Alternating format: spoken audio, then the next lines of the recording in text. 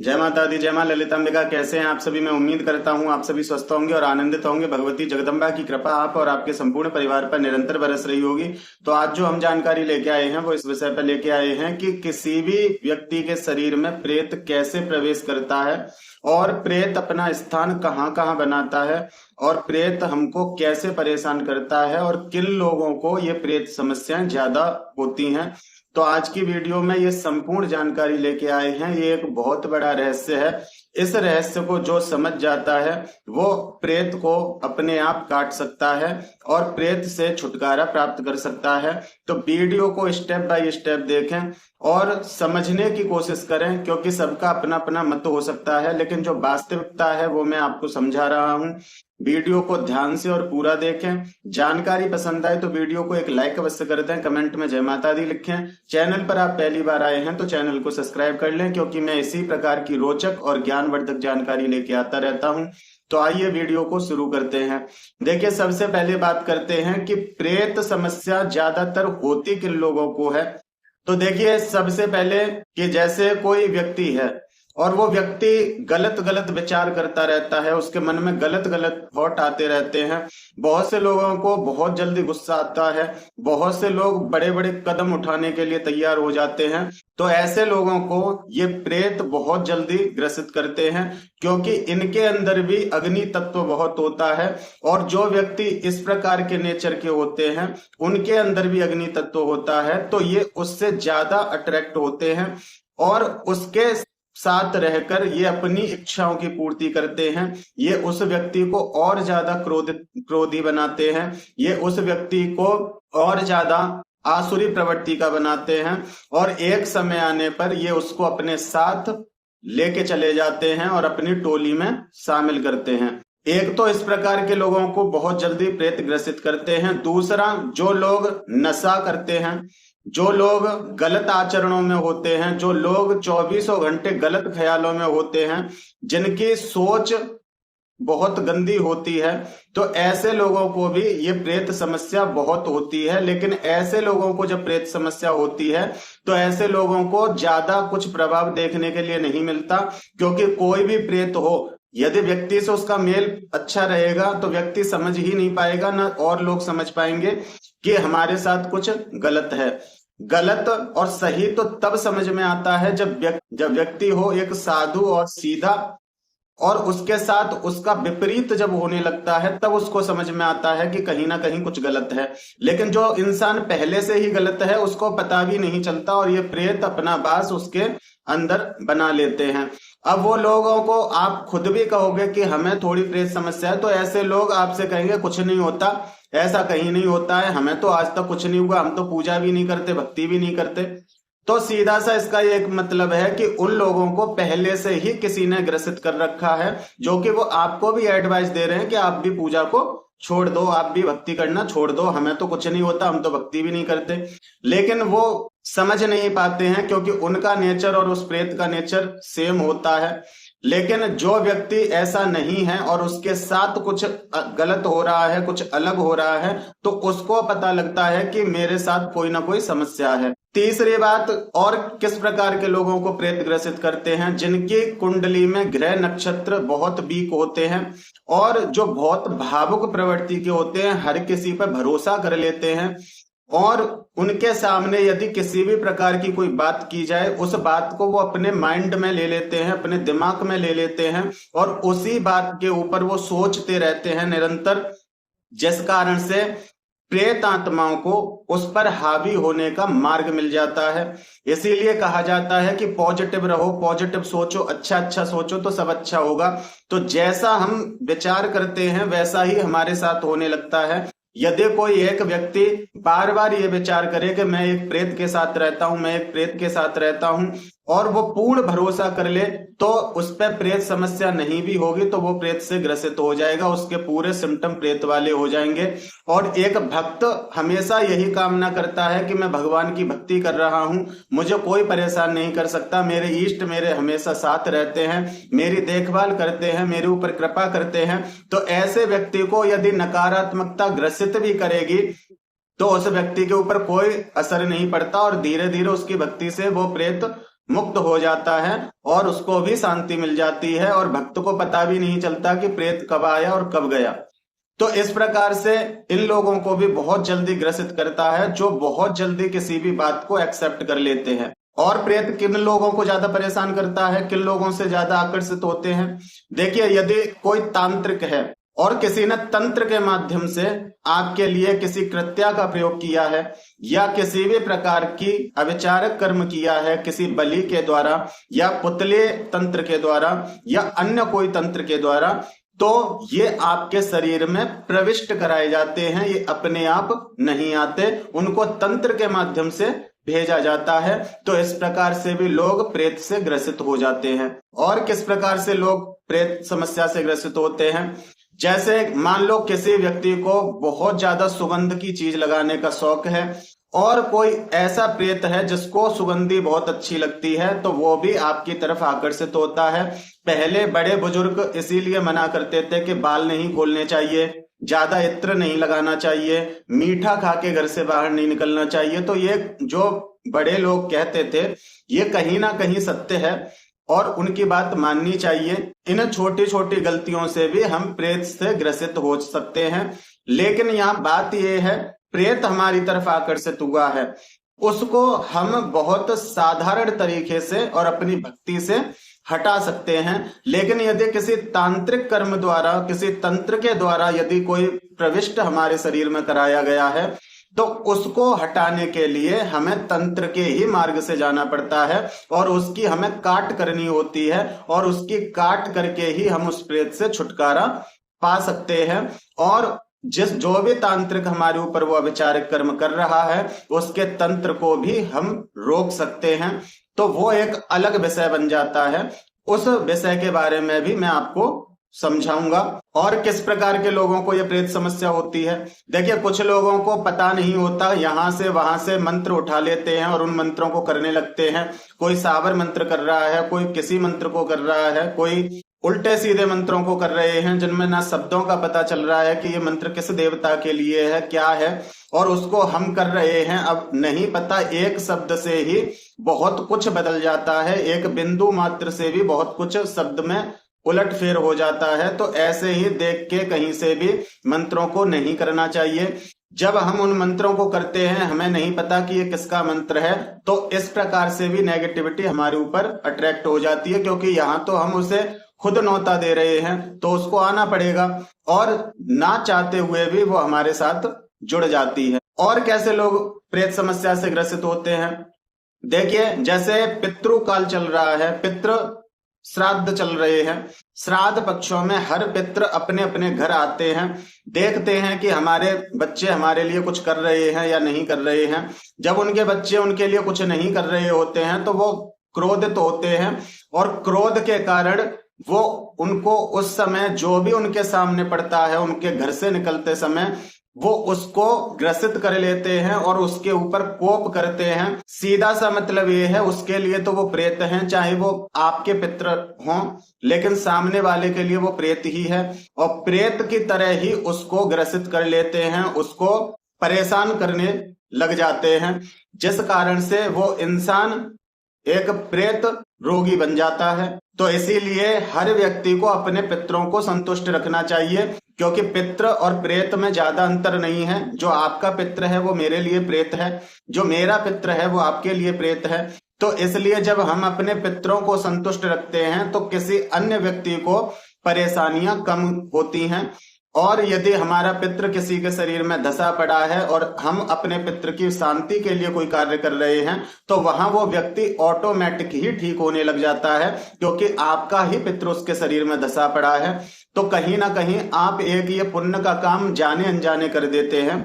और जैसे कोई व्यक्ति साधनाएं करता है और उसके पास कोई गुरु नहीं है, उसको सही गाइडेंस देने वाला कोई नहीं है, और वो साधनाएं कर रहा है, उसको सही विधि नहीं पता, सही कर्म नहीं पता, और वो साधनाएं करता जा रहा है, उसे अपनी सुरक्षा का नहीं पता कि मुझे अपनी सुरक्षा कैसे करनी है, उसे ये नहीं पता कि दिग्बंध कैसे लगाने हैं, उसको कुछ नहीं पता साधना के बारे में, बस कहीं से सुना और उसने करना शुरू कर दिया। तो देखिए, देवीय शक्ति तो बहुत बाद में आती है। सबसे पहले तो हमारे आसपास जो नकारात्मकता है वो हमारी तरफ खिंचती है, और बहुत से लोगों को तो वही देवी देवता के रूप में दर्शन भी देते हैं, और लोग उनको सही मान के उन्हीं को सब कुछ समझ लेते हैं, जिस कारण से वो प्रेत होकर भी देवी देवता की तरह पूजते हैं और तुमसे ही भोग खा के तुम्हारे ही जीवन में कष्टों को खड़ा करते हैं, तुम्हारे लिए समस्याओं को बढ़ाते हैं। अब बात करते हैं कि प्रेत हमारे शरीर में प्रविष्ट कैसे होता है। तो देखिए, प्रेत हमारे मस्तिष्क से प्रविष्ट होता है। एक बात ये हमेशा मेरी याद रखिए, बहुत से लोग कहते हैं मूलाधार से होता है, कोई कहता है कहीं से होता है, कोई कहता है कहीं से होता है। नहीं, सबसे पहले प्रेत हमारे मस्तिष्क से प्रविष्ट होता है, क्योंकि हमारे मस्तिष्क में ही हमारी आत्मा का अंश होता है।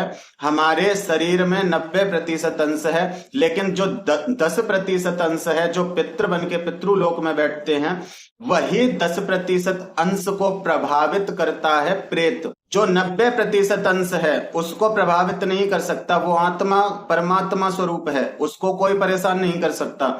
लेकिन जो 10वां अंश है, जो कि किसी की मृत्यु होने के बाद कपाल क्रिया के द्वारा उसको निकाला जाता है और पितृलोक के लिए गमन कराया जाता है, तो उस आत्मा को वो ग्रसित करता है, और उसको ग्रसित करके हमारे मन पे कब्जा करता है, हमारी बुद्धि पे कब्जा करता है, और हमारे जो गलत ख्याल हैं, जो हमारे मन में गलत गलत भावनाएं हैं, उनको वो पकड़ता है। जितनी आपकी सोच गलत है, जितने आपके विचार गलत हैं, उतना ही वो जल्दी पावरफुल होता है। जितनी वो आपका दशांश भाग जो आत्मा का है वो जितना मलिन होगा, उतना ही जल्दी प्रेत आपके ऊपर हावी होता है। आपके विचारों से चलता है, और धीरे धीरे आपके विचारों से आपके मन पे, मन से आपके शरीर पे, और शरीर से आपके प्रत्येक नस नाड़ियों पे वो अपना अधिकार जमा लेता है, और फिर वो पूरे शरीर में घूमता है।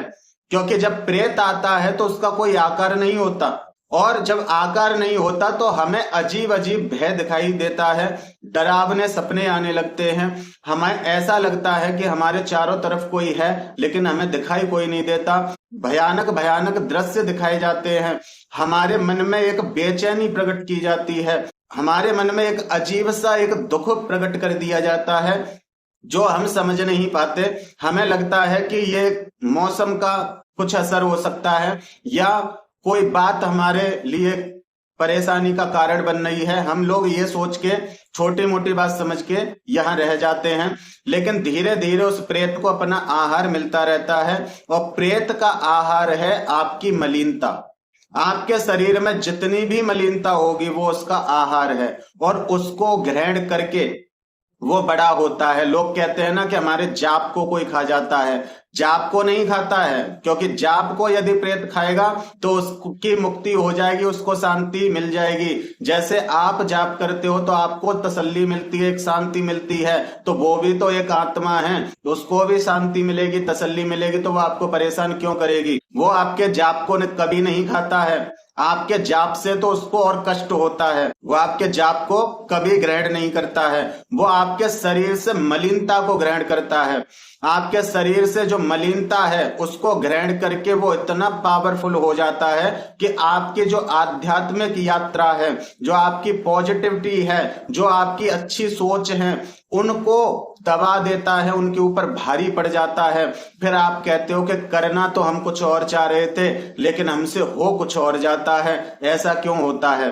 क्योंकि प्रेत तुम्हारे शरीर में आकार लेने लग जाता है। प्रेत जहां बैठता है वहीं कोई ना कोई रोग आपको बनाता है। यदि प्रेत आपके घुटनों में बैठेगा तो गठियाबाई जैसी समस्याओं को बना देगा, आपके पैर सुन्न रहने लगेंगे, नील पड़ने लगेंगे पैरों में, आप बहुत थके थके लो फील करोगे, ऐसा लगेगा कि हमारे ऊपर कितना वजन है, कितने हम भारी हैं, ऐसा आपको महसूस होने लगता है। प्रेत आपके पेट में बैठेगा तो आपका पाचन तंत्र गड़बड़ हो जाएगा, आप वहां से वीक हो जाओगे। प्रेत आपके मस्तिष्क में बैठेगा, आपके दिमाग पे बैठेगा, माइग्रेन का पेशेंट बना देगा, सर्वाइकल कर देगा आपको, आपके कंधों में दर्द कर देगा, आपके हाथों में दर्द कर देगा, वो जो चाहेगा वो आपके साथ करने लगता है, लेकिन कब? जब वो आपके शरीर पर अपना कंट्रोल कर लेता है। जब तक आपके मस्तिष्क पे उसका कंट्रोल है और मस्तिष्क में 10% आत्मा का जो अंश है उस पर हावी है, तब तक तो आपके दिमाग से खेलता है। और जब आपके मन पे उसका कंट्रोल हो जाता है तो वो मन को अपने हिसाब से चलाता है, और जिस दिन आपके शरीर पे उसका कंट्रोल हो जाता है तो फिर शरीर को वो अपने हिसाब से चलाता है, और वहां फिर आप कुछ नहीं कर पाते। वहां पे फिर आपको किसी अलग इंसान से, किसी जानकार व्यक्ति से मदद की आवश्यकता पड़ती है, क्योंकि मन और मस्तिष्क यहां तक है तब तक आप पॉजिटिव रह के और सही मंत्र जाप और सही भक्ति करके अपने प्रेत से छुटकारा पा सकते हो। लेकिन यदि उसने आपके शरीर पर कब्जा कर लिया तो फिर आप ये भी नहीं कर पाएंगे, फिर आपको अन्य व्यक्ति की मदद लेनी पड़ेगी, क्योंकि आपके शरीर को चलने फिरने ही नहीं देगा, आपको कुछ करने ही नहीं देगा, किसी नियम को फॉलो नहीं करने देगा, और आपको दिन पे दिन वो बीमार बनाता चला जाएगा। प्रेत अपने बहुत सारे अंशों में बट भी सकता है। एक अंश वो कहीं छोड़ सकता है, एक अंश आपके शरीर में कहीं छोड़ सकता है। कभी कभी क्या होता है कि हम किसी के पास जाते हैं और वो हमारे प्रेत को अपने पास बांध लेते हैं या प्रेत को बंधन में ले लेते हैं, लेकिन फिर भी परेशानी आपके शरीर में उतनी ही बनी रहती है।